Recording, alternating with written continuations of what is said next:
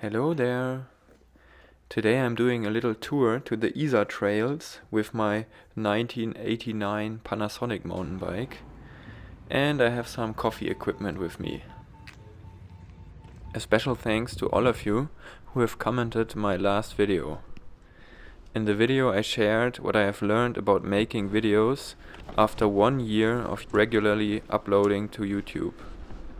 And afterwards I also took a little break from making YouTube videos. Now I have to say I missed making my videos, and your comments really touched me, especially the ones that encouraged me to go on, and also the ones that gave me some recommendations. One point was that I should share what I learned while working on bikes. I totally second this, and I want to incorporate this more in my videos. At the moment I have 2 build videos in preparation where I want to talk about what I've learned while working on the bikes, one being my first one-buy conversion of a vintage mountain bike. Today's video can be seen as a little successor to my last video, where I reflected on what I learned about videos in the last year. This time I want to reflect on what I learned about bicycles and cycling. For that, I want to tell you about my last year with bicycles a bit.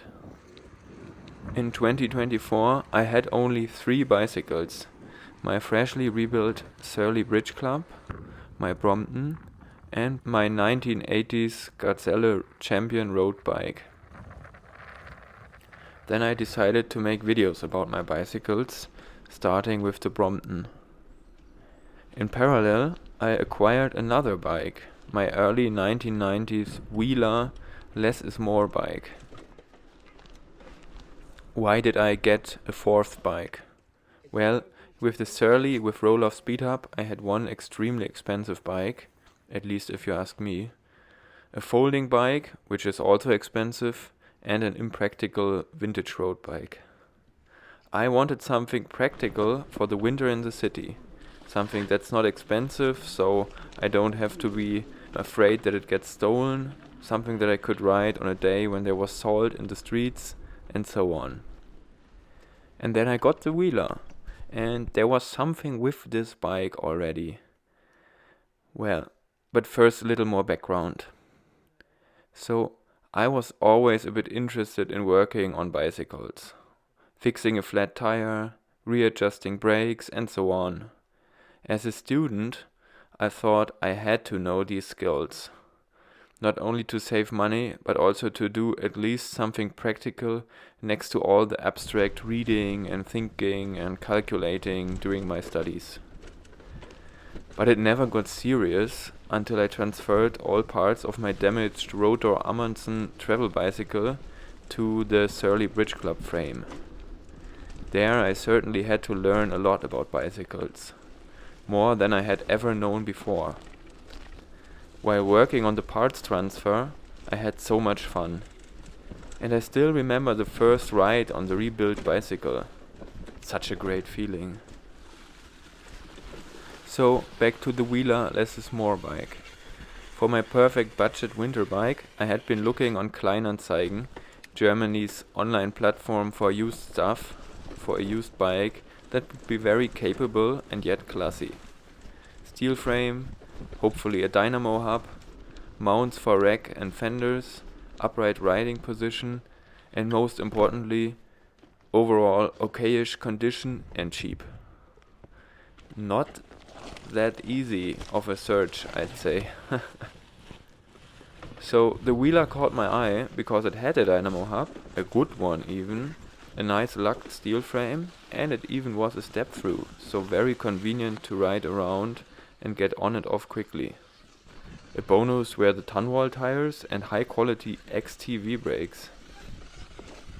So I went ahead and contacted the owner. Unfortunately, he was not in the country and I had to wait for 2 weeks until I finally was able to see the bike. When I then was able to test it, its friendly owner told me that he had built it up from the bare frame at the Munich bicycle co-op Bellevue di Monaco Radlkeller. something I had already suspected, judging from the selection of parts. He let me go on a test ride, and the bike was insanely fast. As the owner told me, he had installed top-of-the-line gravel tires by Continental with their famous black chili compound. I was surprised that the bike was that fast and at the same time convenient and offering potential. So I bought it for 140 euros and arranged a meeting with the owner at the co-op.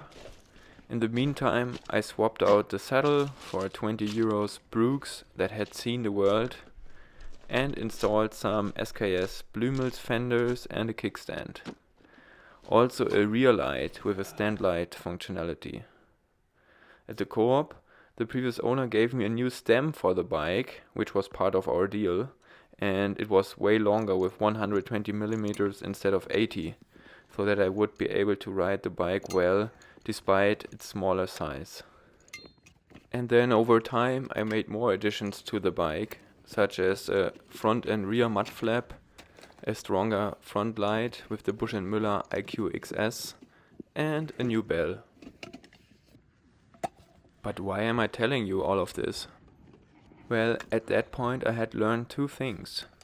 One is that old bicycles can be beautiful, versatile, and fun at the same time. And all of that while being dead cheap.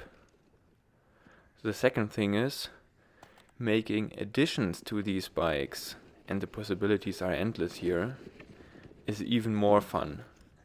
And so much to learn. And after all, some kind of empowerment. Not because I get independent of bicycle repair shops or something like that. No, because I get to really understand how a bike works.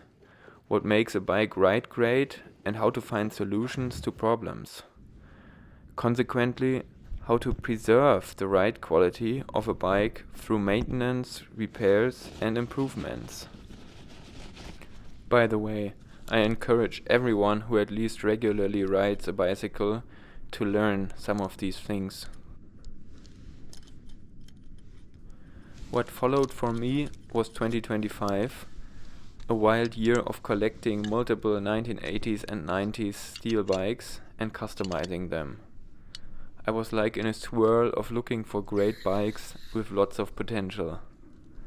Along the way, I learned all about different frame manufacturers, component groups, and trends from these time periods through online discussions and online platforms and old catalogs. Most of all, I learned about the great 26-inch mountain bikes. Call me crazy, but I think everyone who lives in a city, likes cycling and is somewhat on a budget, should go on the hunt for a good vintage 26-inch steel mountain bike right away. I will make a video on this topic alone, but just so much for now. They're inexpensive, stylish, robust, capable, comfortable, maintainable, and worry-free. I eventually also discovered my limitations about buying vintage bikes. I don't have much space at home, living in Munich. Also, constantly being on the hunt for precious vintage bicycles can be a circle of fear of missing out and distraction. Ultimately, some kind of addiction. One of my most consistent commenters put it like this: "Oh no, you got the bicycle collection bug." That was a comment on some of my earlier videos about acquiring some vintage mountain bike. He is right in a way. At some point this autumn, I stopped buying more bicycles and I'm now looking at how I can sell some again, especially to my friends here in Munich. Of course, I also made some mistakes along the way, endured difficulties when working on bikes, and I also had to buy a lot of tools. But from the mistakes and difficulties came lessons learned and problems solved, which ultimately made me grow. After all, during the last year, I learned so much about bicycles. I can now fully take a vintage bike apart and put it back together. Okay, except for getting out and installing headset cups, as this needs some very special tools. I've recently learned how to convert a vintage mountain bike to a 1x drivetrain. I've messed with stem adapters to use a wider range of stems and handlebars. I can take apart and clean old components. I know about steel frame geometry and steel quality levels. As the coffee making here is proceeding, let me now come to my bottom line of this video. Next to all that I learned, I noticed that I felt some empowerment I mentioned before. That I'm now able to upgrade, build and maintain my bicycles. And my friends and family's bicycles. Still to a certain degree, of course, but a very high degree of clearing, say, 90% of the possible cases and issues on bikes. And this is such a great feeling for someone like me who likes riding his bicycle every day. Many people tell me that they don't like everyday cycling or their normal bicycle so much. I think that's totally fine.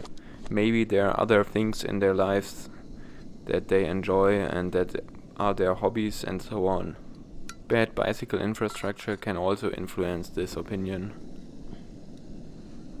But there's one thing I would say: if you give someone a new and pretty bicycle that rides comfortably and quickly, it still puts a smile on at least 90% of people. If you tell them it's very affordable and even unique, that might make them smile even more. The major problem, if you ask me, and where the smiling ends for many people and they say they don't enjoy their bicycles, is usage and wear. You might get a flat, the chain gets rusty, and the brakes are not snappy anymore. And these are only the most likely signs of wear.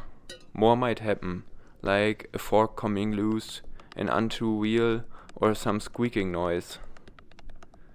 The point I want to make is that the smile can be kept by learning a bit about the bicycle and how to fix it and having some tools. Then the feeling of the first ride on the new bike can be regained fairly easily. This is what I mean by bicycle empowerment. And I'm not saying you should get a full set of tools that is worth opening a bicycle workshop. I'm talking about an, let's say, 80-20 concept, where you get the necessary tools to fix 80% of the issues with 20% or less necessary investment of a full set of tools. All of this is not hard. Instructions about how to do certain maintenance or repairs are available on YouTube, for example by Park Tool and their great instruction videos. Sure, this is not for everyone. For example, you will always also have to mind about safety when working on your own bicycles and do things with a clear head. But it will change your relationship to bicycles. I promise you that. If you're still with me at this point, leave me a comment if you would like me to make a video about this basic set of skills and tools to maintain a bicycle fairly well. Would be interesting to hear if that would be something for you.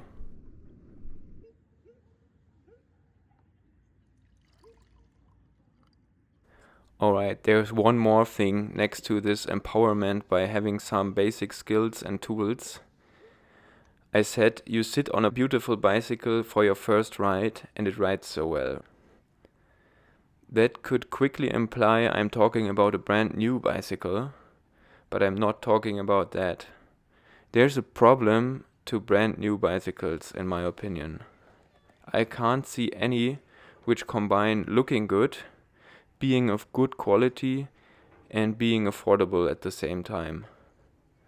Go get an affordable, let's say less than $600 bicycle, and it's full of cheap parts, often plastic. The paint color might be matte gray or black, and this is a bit opinionated, but it has an aluminium frame that looks ugly and might even crack at some point. There might be a suspension fork that you simply don't need, and the suspension fork is heavy and sucks up some of your pedaling power all the time. If you want something pretty and high quality, there are alternatives, of course, but you will quickly end up at prices that are very high, quickly exceeding $1,500, I'd say. But what if you live in a city or area where bicycles get stolen a lot? What if your budget is not that high? What if you just want a bicycle to ride around town and don't worry so much about it getting lost? That's why I also encourage you to look for a used bike, preferably a vintage bike with steel frame, maybe 28-inch tires, but also 26-inch, so a vintage steel mountain bike with rigid fork and rim brakes. And then throw some upgrades on it, do some maintenance. These bikes are out there everywhere, and I promise they'll bring you joy. They have lasted for decades and will last for more to come. They mostly look appealing with their often colorful paint jobs and are very capable and comfortable for city cruising, doing groceries, commuting, or even going on a trip. Bad road quality also in cities is no problem, with tire sizes starting from 2 inches or 50 millimeters wide on 26-inch mountain bikes. So yeah, go get one, get your hands dirty and enjoy the ride. Learn to fix a flat, learn to change a handlebar and grips, learn to adjust your brakes. Buy a few essential tools. So get that good looking old bike you saw online and go for a ride. And that's it for today. I hope you have enjoyed this video. Leave me a comment if you like, and please like or subscribe if you want to support my channel. Hope to see you in the next video. Bye bye.